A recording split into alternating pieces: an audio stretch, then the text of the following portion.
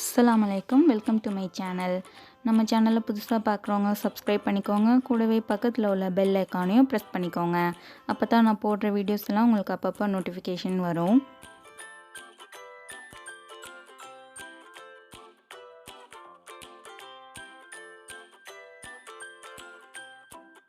இன்றைக்கி எங்கள் ஃப்ரெண்டு வீட்டுக்கு போயிருந்தோம். அவங்க எங்களுக்காக 2 ரெசிபி செஞ்சுருந்தாங்க. ஸோ அவங்க செஞ்ச அந்த ரெசிபியை தான் நான் இன்றைக்கி உங்கள் கூட இந்த வீடியோவில் ஷேர் பண்ண போகிறேன்.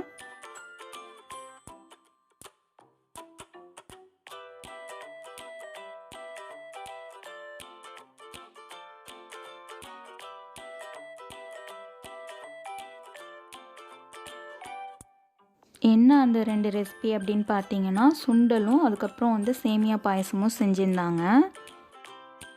சுண்டல் நாங்கள் போகிறதுக்கு முன்னாடியே செஞ்சு முடிச்சிட்டாங்க. அதுதான் இது. ஆல்ரெடி நம்ம சேனலில் பீச் ஸ்டைல் சுண்டல் எப்படி செய்கிறதுன்னு வீடியோ போட்டிருக்கேன். அந்த ரெசிபி லிங்க் நான் டிஸ்கிரிப்ஷன் பாக்ஸில் கொடுக்குறேன். நீங்கள் செக் பண்ணி பார்த்துக்கோங்க.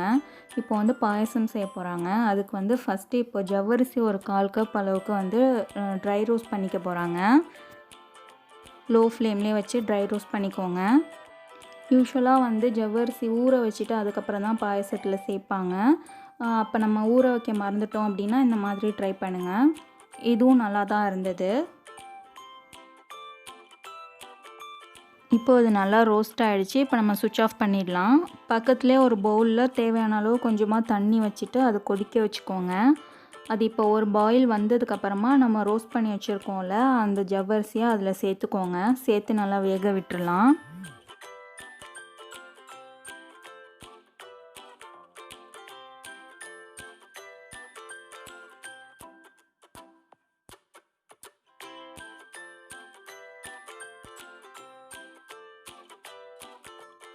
இப்போது இதில் 3 கப் அளவுக்கு பால் சேர்த்துருக்காங்க.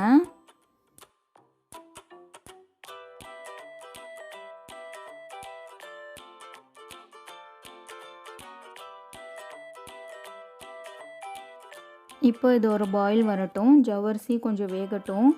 பக்கத்துலேயே பார்த்திங்கன்னா இன்னொரு பேனில் ஒரு 3 டேபிள் ஸ்பூன் அளவுக்கு நெய் சேர்த்துக்கிட்டாங்க.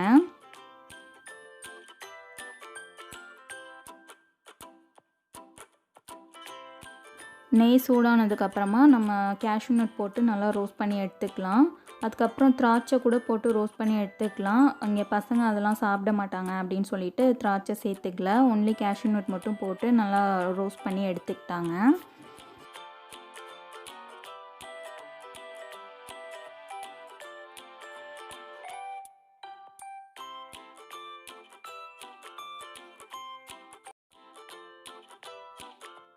இப்போது அதே பேன்லேயே நம்ம சேமியாவையும் போட்டு ஒரு 5 to 10 மினிட்ஸ்க்கு நல்லா ரோஸ்ட் பண்ணி எடுத்துக்கலாம்.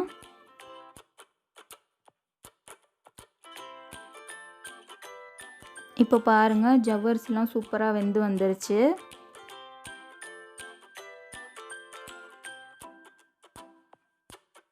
இப்போது வறுத்து வச்சுருக்க அந்த சேமியாவையும் நம்ம பால் கூட சேர்த்து நல்லா கிண்டி விட்டுறலாம்.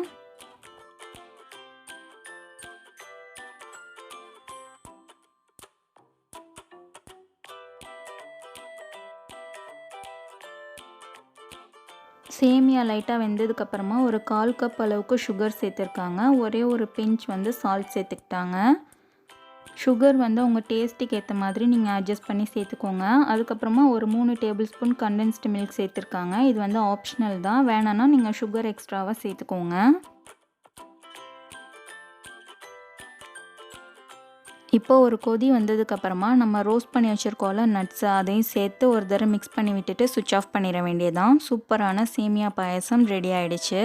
சுண்டலும் பக்கத்தில் சூப்பராக ரெடி ஆகிடுச்சு. 2 ரெசிபியுமே ரொம்ப சூப்பராக நல்ல டேஸ்ட்டாக இருந்துச்சு. கண்டிப்பாக நீங்களும் இந்த 2 ரெசிபியும் ட்ரை பண்ணிவிட்டு எப்படி வந்துச்சுன்னு சொல்லிட்டு கமெண்ட்ஸில் எங்கள் கூட ஃபீட்பேக்கை ஷேர் பண்ணிக்கோங்க. இந்த வீடியோ உங்களுக்கு பிடிச்சிருந்துச்சுன்னா லைக் பண்ணுங்கள். மறக்காமல் உங்கள் ஃப்ரெண்ட்ஸ் அண்ட் ஃபேமிலி கூட ஷேர் பண்ணிக்கோங்க. நம்ம சேனலை இன்னும் சப்ஸ்கிரைப் பண்ணலன்னா இப்போவே போய் உடனே சப்ஸ்கிரைப் பண்ணிக்கோங்க. தேங்க்ஸ் ஃபார் வாட்சிங்.